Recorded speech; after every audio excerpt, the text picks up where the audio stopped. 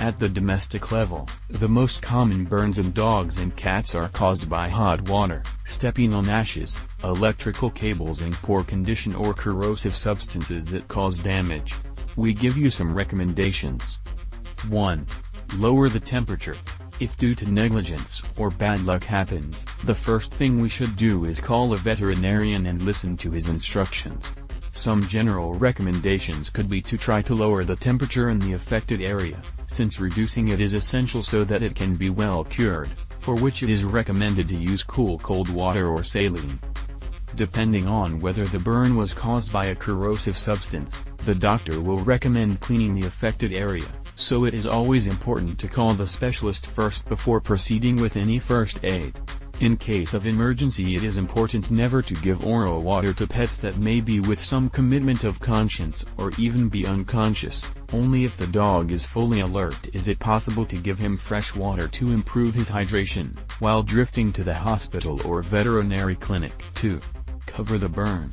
Once the temperature is reduced, the affected area should be covered with a sterile gauze with physiological saline, but without pressure.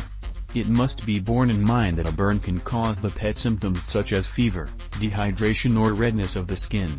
The most frequent burns, that we will find in cases of fire, are burns of the pads, since when escaping they can step on land with hidden coals.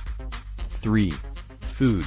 Wet food. It can be given directly, and if the veterinarian requires it, it can also be supplied by a tube without the need for dilution, and since it is moist food it helps hydration.